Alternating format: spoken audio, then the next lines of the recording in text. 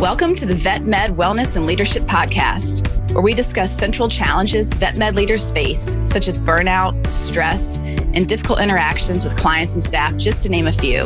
In each episode, you will hear about actionable solutions that you can apply to your practice and invitations to connect with fellow leaders who are passionate about improving the wellness of the vet med profession.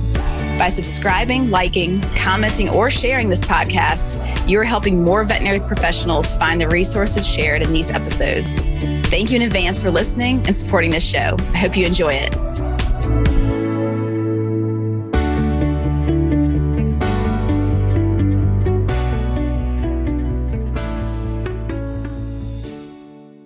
Hey everybody, Crystal Stokes here, and joining me today is Dr. Andrew Ciccolini and Dr. Kelly Cooper.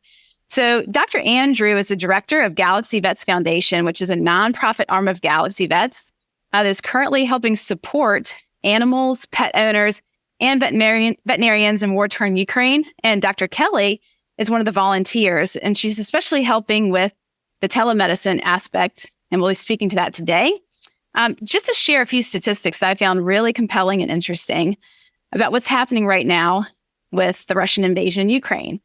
Basically, there is a massive animal welfare crisis. We're now calling it a real ecocide. Some numbers you may find interesting. 6 million domestic animals have died. About 50,000 dolphins in the Black Sea have died. Hundreds of thousands or even millions of wild animals are under threat. And the number of companion animals who were killed or whose owners were forced to flee their homes has not yet been assessed, but we're assuming that it's in the millions. So those are pretty stark statistics. Dr. Andrew and Dr. Kelly, I really appreciate you being on today, especially to address this, which is really timely. You know, this is happening right now. And I think that it's easy for us to watch media and see what's happening with the people, but we also need to think about the pets and the doctors that are there to serve and pet owners. So this conversation today, talking about how Galaxy Vets Foundation is really helping to address these issues in Ukraine, I think it's going to be a really interesting conversation. If you don't mind, could you all speak to your background? Dr. Andrew, tell us more about your background with the U.S. Army and the nonprofit world. Yeah, thanks for having us on, Crystal, and for sharing our message. For my background, I graduated from the Ohio State University College of Veterinary Medicine 2011, and I went directly into active duty Army. And so I served in the Army for 8.5 years, traveling the world, doing all the things that Army vets do, and left in 2019 and just went into practice with Banfield as an associate veterinarian and started working on developing my leadership even further because that was my big interest within the Army. And I completed a master's in organizational leadership and decided to get back into the nonprofit world and took a job as the medical director at a large nonprofit called the National Mill Dog Rescue. And I'm still doing that part-time and happened to come across Galaxy Vets, which you mentioned briefly, is a newer veterinary healthcare system within North America. And it just really aligned with their goals and objectives within the industry, especially around preventing employee burnout. And just started bugging Dr. Ivan Zach, the CEO, for a job because I really wanted to work with them until an opportunity came around March or April. And he asked me to stand up this Galaxy Vets Foundation, which is the nonprofit arm for the company. And if you don't know Dr. Ivan, he's a native Ukrainian, emigrated to North America around 20 years ago. So when the war broke out, obviously he had special interest in trying to do what he could to help people there. And actually for Galaxy Vets, around 20 or 5 of the employees actually still live and work within Ukraine. So we have a really vested interest in helping. And we were all like, what can we do to help? Like, how can we as a company in North America do something? And telehealth is a big component of Galaxy Vets, something they want to introduce to improve access to care and availability of care and affordability of care. So we're like, we can do this. We can do this in Ukraine. Let's stand it up, ask volunteers to help us provide free telehealth to pet owners within Ukraine, and just try to help as much as we can. And so that's what we're doing. Oh, wonderful. Can you just speak briefly to how are people coping over there? You mentioned that you have staff that are in Ukraine. How are they holding up? Yeah, if anyone's in need of some inspiration, I think just get to know someone living and working within Ukraine. So we have, daily, weekly Zoom meetings, and our Ukrainian employees will be there all you can see is the glow from the computer on their face because they're in total darkness, and they're putting on hoodies to stay warm, and they don't miss a meeting.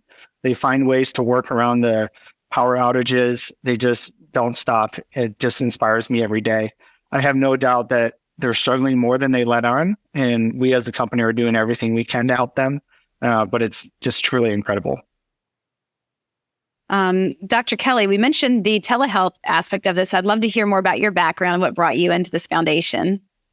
Yeah, thanks for having us. It's really great to be here as well. So my background is interesting from the standpoint of I graduated from veterinary school from Oklahoma State University back in 1996, and I was a practice owner for about 16 years, and I did large animal, small animal, exotics, you name it. I spent a lot of my time really learning how to run a business, lead people, and so similar to Dr. Ciccolini, I pursued development and leadership, and I ended up going to work for Banfield Pet Hospital also. I didn't know Andrew at all. I went to work for Banfield in Oklahoma as a medical director, where I oversaw and led about 35 doctors and 14 hospitals. And I was with Banfield for 11 years. I kind of went up through the ranks. I started as the medical director, went to regional vice president and then divisional vice president, and then was leading the veterinary affairs team and overseeing medical quality and also working in the telehealth field. And so where I was not doing telehealth myself, I was basically just overseeing how to help doctors understand telemedicine and telehealth and what role it plays in the work that we do in practice, and how does telehealth provide increased access to care, reduce stress on the pet owner and the pet when they don't need to come into the clinic. So that was a lot of my work for the last year. And then last summer, I decided to take a step back and just change career paths again. And I am currently back to practicing. I went to work at a independent practice just down the street from my home.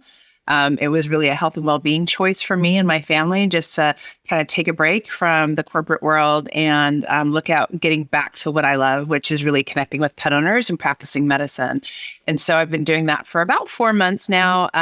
I discovered the Galaxy Vets Foundation work with Ukraine along the way. And I thought, man, what a wonderful way to get back, like just to be involved and to get to, do telemedicine on the front lines and, where people really, really are in need. And so I think I've been doing it for about 3 months now. Every Saturday for 2 hours, I sign on to Slack in live chat, and I help, pet owners that are, I think it's about 9:00 at night in Ukraine when I'm on. It's at 9 a.m. Maybe it's 7 p.m. at night in Ukraine when I'm on at 9 a.m. in the morning on Saturday morning. And so there's still a lot of people actively online at that time. And I just do what I can to help as many people as I can. There's a lot of people waiting, to have questions answered. And so it's been really fulfilling to be a part of this and just be able to help, from my living room, people who really need that help. That's wonderful. And for those who have not heard of Galaxy Vets, I'll just go ahead and mention, I'll link this up in the show notes, but Dr. Ivan Zach was on previously, and he did a full episode describing Galaxy Vets. And so I think that might be interesting to those listening who just want to know more about this organization. So I'll make sure that's linked up for people to find. Going back to Galaxy Vets Foundation, Dr. Andrew, my understanding is you all launched in March, just shortly after Russia was invaded, and to provide relief to animals and pet owners in Ukraine. And I'm wondering if you can talk more about the initiatives that you've all been engaged in since then. Of course. And the main initiative is definitely what we call Animal Help Ukraine, which is the health piece. And, Dr. Cooper is one of our amazing volunteers for that. It's really been incredible to work with all these different volunteers and create these relationships with people without ever meeting in person. But we have around 250 volunteers of veterinarians and veterinary technicians that help us provide this free telehealth to pet owners in Ukraine. We use a platform called Live Chat, which Dr. Cooper can share some of her experience with, has not been great, but it's the only thing we could find that's worked, because we had some challenges around language barriers. Not many people in Ukraine speak English, and none of our volunteers speak Ukrainian. So we had to have a platform that was chat-based that allowed translation services so that we could communicate. And pet owners can upload pictures and videos and things like that. But as it developed and grew and we added integrations to be able to reach people better, some of those translation services kind of broke down, and we've basically been just using Google Translate and copying and pasting. But to me, it's been awesome to see the volunteers just kind of adapt to that and say, you know what, I just want to help. So I'm going to figure out a way to make this work. Whereas if this was our job, we'd be super frustrated. We'd be complaining all the time and be like, you have to fix this, or I'm not doing it. Our volunteers have just kind of adjusted and worked with it. So that's our biggest initiative, which we can definitely talk about. I know we'll talk about more. Some of our other things we're looking at, kind of next phases for the foundation going forward, is we really want to try to find solutions for economic euthanasia, which we see Galaxy Vet sees as a big issue for burnout of veterinary professionals. And Crystal, I think you can share your experience with that as well. So Galaxy Vets does a burnout survey every year. If we just completed it for this last year, and we included some questions around economic euthanasia. So we don't have that data compiled yet. So I'm really interested to see what we learned from that survey. But the foundation wants to find solutions to start within Galaxy Vets hospitals and then expanding further from there to see if we can address this problem, not just for veterinary professionals, but also for pets and their pet families. So those are kind of the two biggest things we're working on right now. Also within Ukraine, we've been able to provide some financial support to a few shelters, to some military police dogs, and also some regular police dogs. That's been not as robust as the telehealth because fundraising is always a challenge. So we've just kind of helped where we could and focused our energy on telehealth. There's also a lot of organizations already working within Ukraine to provide food, medicine, and things like that. So we try to direct those organizations to them for that type of support so that we can focus on telehealth. Wonderful. I also had a note here around mental health support for Ukraine vets. Can you speak a bit to that? That's right up my alley and very interesting. Yes, they reached out to us. There's a veterinarian within the UK. She's a radiologist who also does wellness coaching. And she teamed up with a Ukrainian veterinarian, and they wanted to provide this mental health support to veterinarians within Ukraine or ones that have had to evacuate, because they noticed that a lot of them can't work. And so their mental health has really suffered. They can't do the job that they love. They're displaced from their family and their normal lifestyle. And so they reached out to us and said, would you partner with us so that we can try to provide these services? And we said, absolutely. So we've paired up helping them with fundraising, providing marketing support, really anything they ask us for, we're happy to provide to them. And they provide a couple of coaching sessions, and they're planning some seminars actually for the new year to just provide, wellness coaching and coping mechanisms for these Ukrainian veterinarians, and just try to create a community to keep them all engaged and have people that they can reach out to in times of stress. Wow, that's tremendous. Dr. Kelly, I'd love to hear about some of your experiences since you're on the front lines, you're actually doing the volunteering. Any special cases that you want to share? Maybe some stories? Yeah, lots of stories. I tell you, in my early days, there's a learning curve here, and Dr. Andrew has a great orientation program they put everybody through. It's like, here's the basics of what you need to know. My biggest question was, how do I translate? How do I know what they're saying, and how do I communicate back? And so there's some amazing resources. He talked about using Google Translate, where we, basically, I've got my computer set up, and I've got, on one side I have live chat, and one side I have Google Translate. I just have this quick cut paste process going on. In the early days, it was there's chats that are live, like people are online waiting, for interaction. And then there's some that have, it's like 8 hours, overnight has happened, or, since someone has last communicated with them. And some things are really simple. It's like I've taken on 40 cats that are just loose, and where do I find resources? How do I feed them? And we have a great like kind of cut and paste. So here's all the resources available to you. And everybody's so incredibly thankful, just for any help that they get. And then I remember I would get questions and I'd start answering, and I assumed they didn't have veterinary care. My assumption was they don't have access. And then as I would, say, well, tell me about this and what about this? And you probably ought to do this. And they're like, oh, well, my veterinarian said A, B, and C.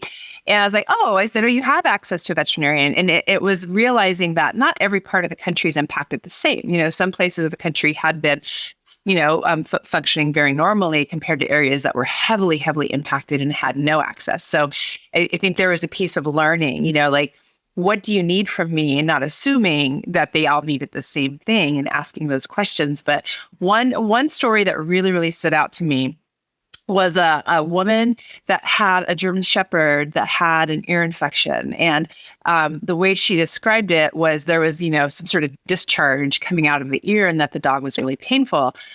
What made it really challenging is her husband was gone, called to war and was gone. And he's the only one that could handle this German Shepherd. And the German Shepherd, she was afraid of it. It was not a good situation. There's no way she was going to touch this pet. And she needed help. She had no access for any. She said, we don't have, we hardly have any money. I don't have access to a veterinarian. And so that one really struck me. I'm like, wow, she's really in a bind, and she wants to help this pet of hers that she can't even touch while her husband is away at war. And so what I was able to do is there are online, pet pharmacies, for Ukraine as well.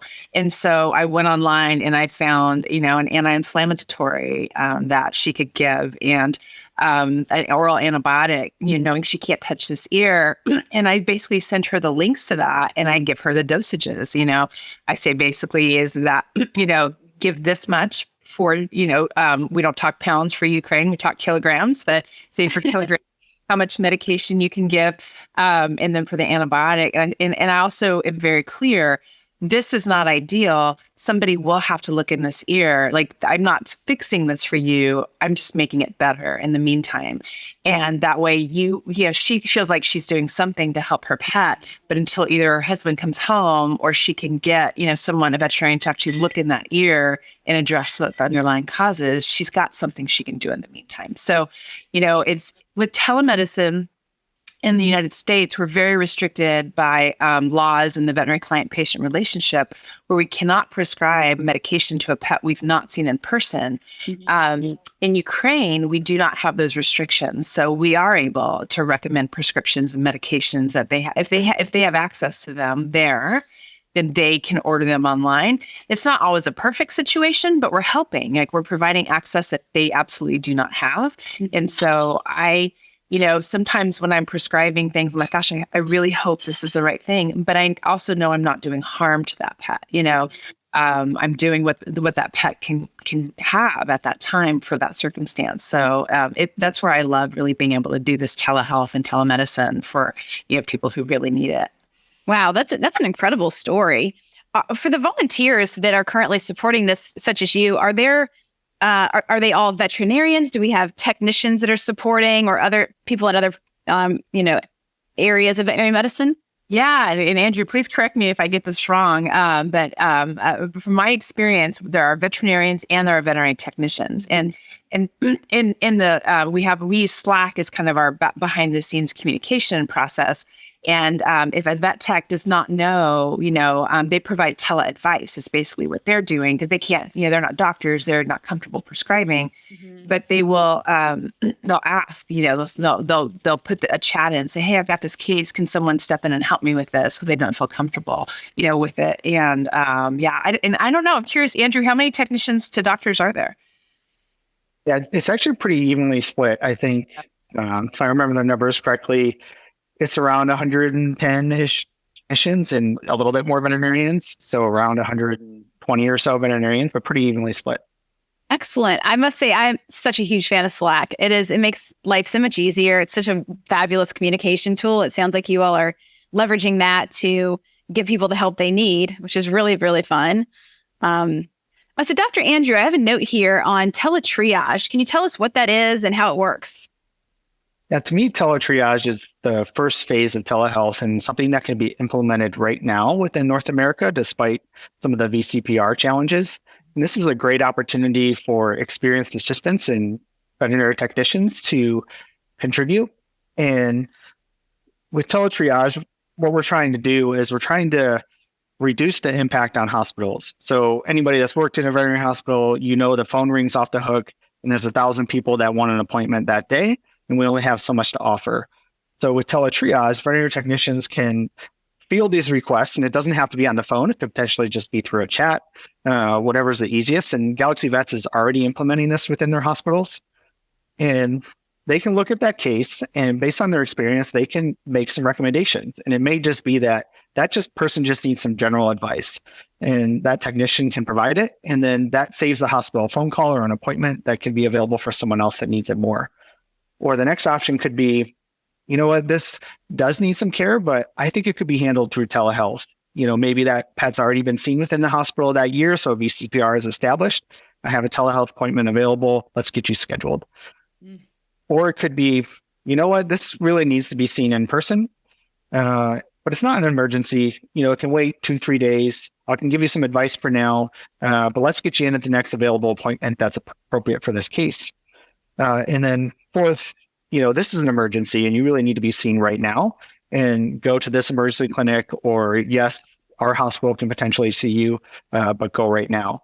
And so that really helps with the workflow within a hospital. And a good example of this is we recently introduced this in one of our hospitals, and our CSRs were so relieved from the lack of phone calls that they were like, I want to be cross-trained as veterinary assistants so that I can contribute in another area, because I don't have to sit here and just answer the phone all day.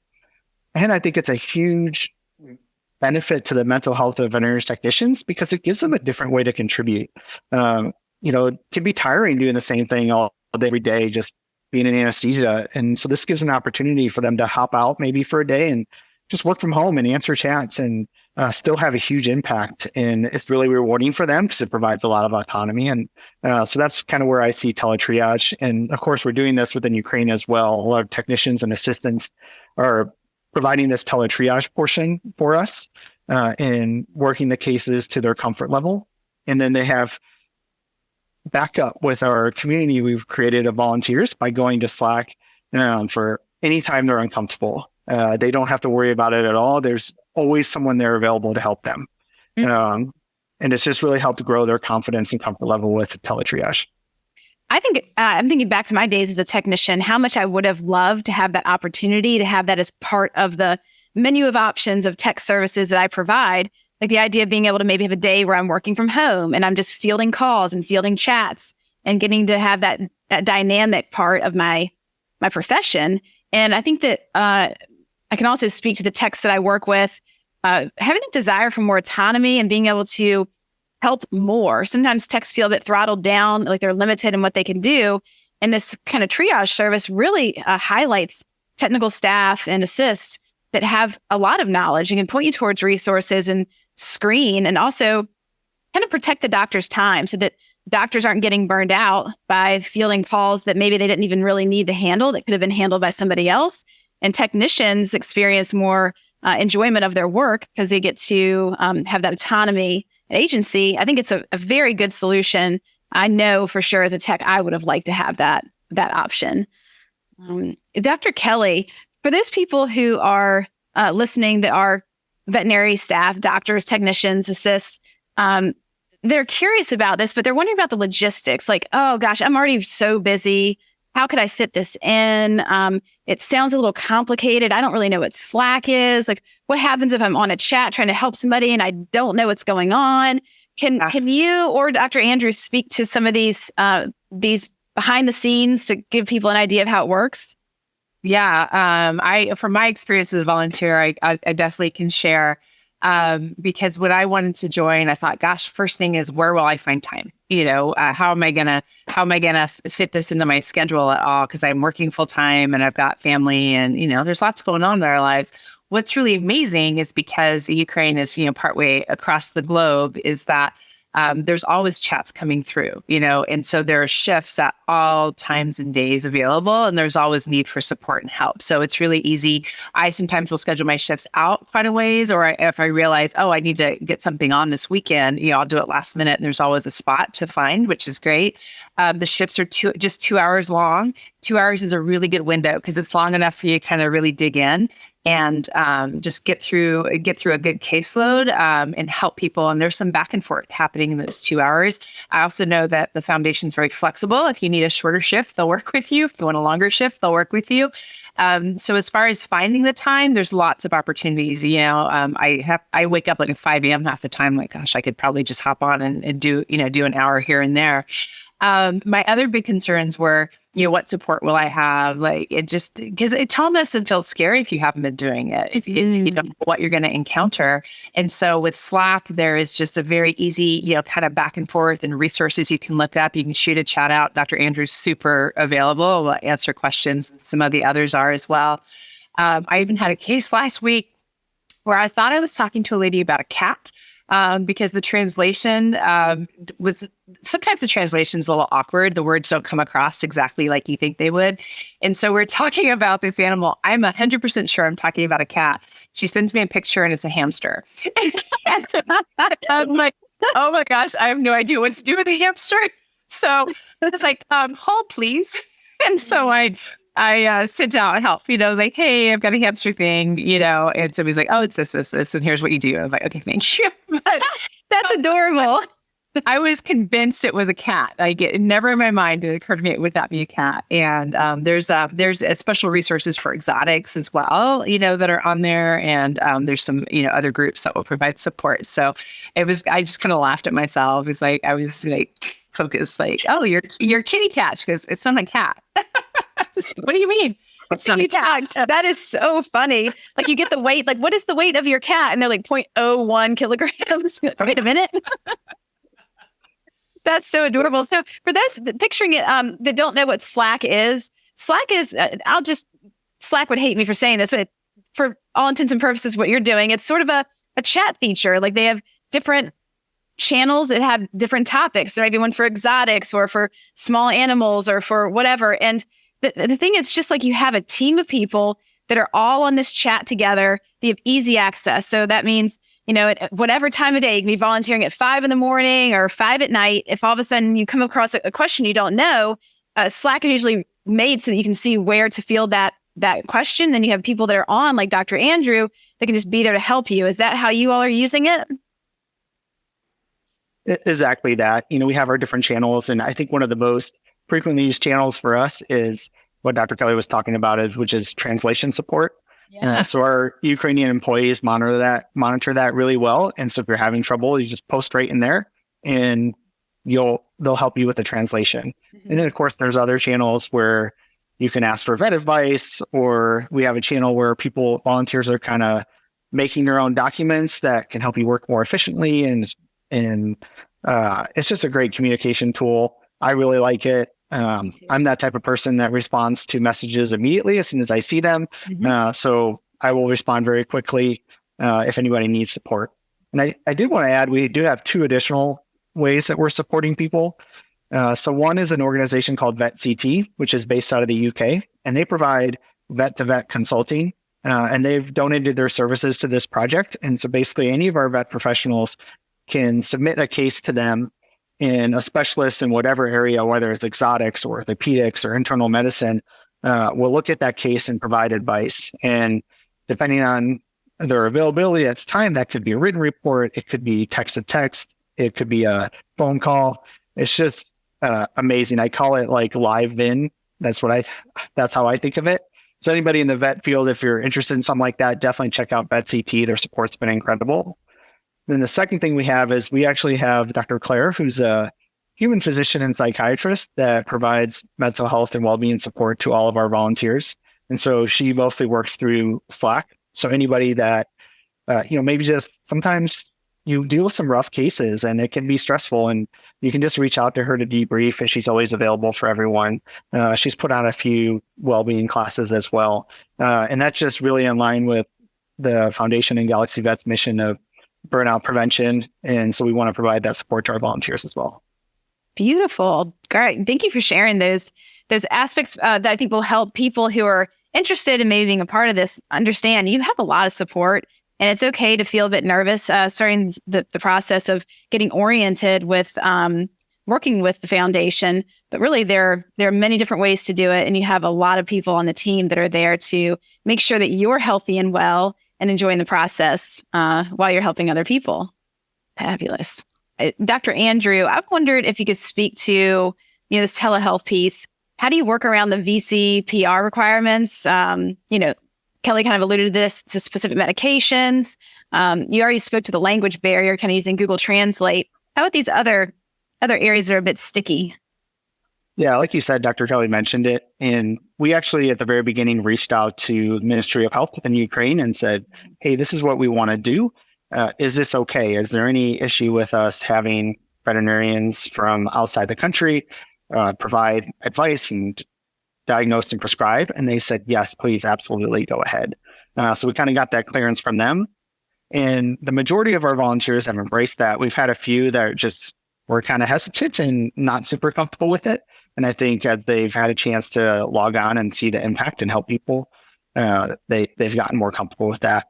And I think a lot of people, when they first start, are just not comfortable with telehealth because we just don't do it enough for the reasons Kelly mentioned within the US, that it's hard to do. So one of the kind of tangential benefits of this program is we're actually growing awareness and comfortability with telehealth within the veterinary community in North America. And I think that's just a huge, huge benefit because that's the future. Like, we're going to see more and more telehealth. There's already organizations and people working to fix some of these VCPR problems for teletriage and telehealth within North America.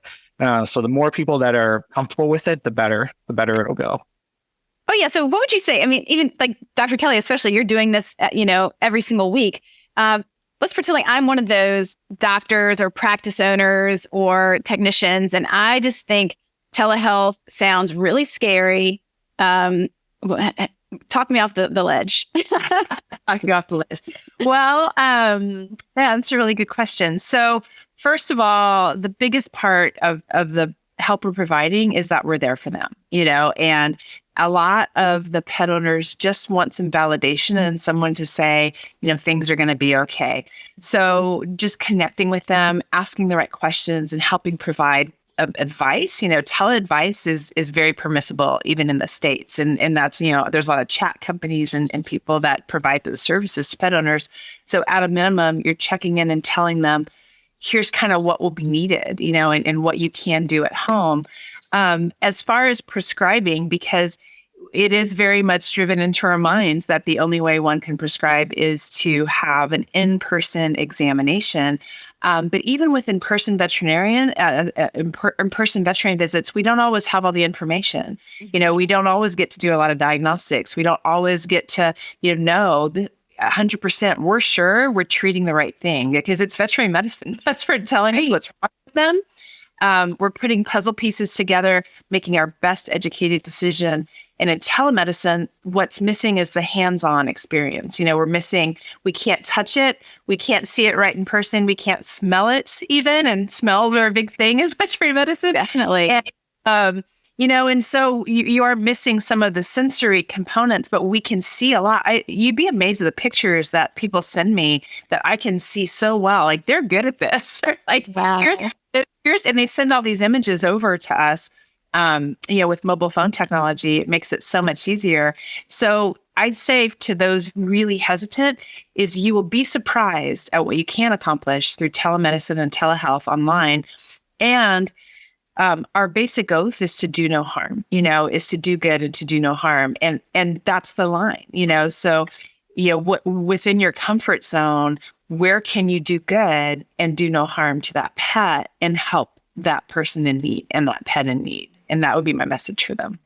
That's very comforting. And it sounds like, I'm thinking for instance, maybe a technician who enjoys being resourceful and saying what we described earlier is that with Galaxy Vets Foundation, you all have some stuff that's already canned. You have a whole page of resources. And so these things, you're not on your own. You have this whole foundation with a wealth of information, and you have stuff saved on Slack and probably other online platforms where they can just go and say, hey, oh, you need help with this.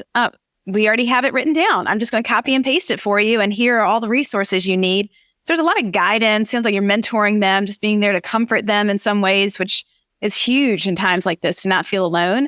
And then there's more specialized aspects of being able to prescribe and help treat right at that, I guess, like the Venn diagram, the overlap of doing no harm, but being helpful. And I would say to people too, me as a telehealth practitioner myself, you can always go back. Like you can try it out, see if you like it, dip your toes in the water, give it a go. And I think many people find it surprisingly liberating. It's really fulfilling to be able to connect with people all over the world at any time, to do it, from the comfort of your home. It's quite nice. There are many benefits of telehealth and telemedicine. And I love seeing that you all are utilizing it for such an important initiative. Dr. Andrew, I'd like to know, for people listening today that may be interested in finding out how they can support the foundation, can you tell us more about that? Absolutely. There's a number of ways you can help. So we have a website and social media. So Instagram and Facebook, please follow us there. And we're definitely constantly posting updates on how you can help. We always need donations. Every donation we will receive will go towards efforts within Ukraine, whether that's a telehealth piece or helping another shelter. So please provide donations. If you're not able to provide a donation, just share our post, help spread the word even further, get more people to follow us so we can keep them updated on what's going on within Ukraine. If you're a veterinary professional, you can sign up to be a volunteer on our website, and we'll send you all the links to the training materials that you need. I'm also always available to do a one-on-one session for anyone that might be a little bit hesitant, to help them with the platform. That's another way that they can help. Those are kind of the main ways. Oh, wonderful. For those who are in the veterinary profession, are there any credentials? Do they need to be a registered or certified technician? Can they be a tech assist? What are the conditions there? There's no requirements there. We'll take technicians, assistants, veterinarians, and they all have a way that they can help. And just like Dr. Kelly said, we have that Slack platform for whenever you're dealing with a case that exceeds your comfort level. You can reach out to this support network to get you through any of those tougher cases. And I think what a lot of people see is they get to learn so much by doing this. I've learned a ton by doing telehealth myself, so I think they can help regardless of their credentials. Wonderful. So for those of you listening, if you're anything like me, I find that when I watch the news, sometimes I can feel like, oh, this is so far away. There's nothing I can really do about it. It's just, it's a whole nother world. But here we are talking about how the use of technology is allowing us to be involved. And I'm sure as fellow pet owners and veterinary professionals, we know how much our pets matter to us and how much our veterinary professionals matter to us. So if this is something that moves you, I just want to motivate you to do something. We've given you several different outlets of ways you can help support this initiative. And I really hope that you will take a moment to follow them on social media, share the post, donate or volunteer if you can. It really, really makes a difference. Every single person really counts. And Dr. Andrew, Dr. Kelly, I really appreciate you being on today. The work you're doing is just so important and valuable. Thank you. Thank you for having us. Yeah, thank you. Thank you for joining me today. I hope that you feel stoked after listening to this episode. And as always, I would love to hear your comments and feedback. Is there a topic that you want to know more about? Please let me know. And thank you again for subscribing and sharing your favorite episodes with others. It really means a lot.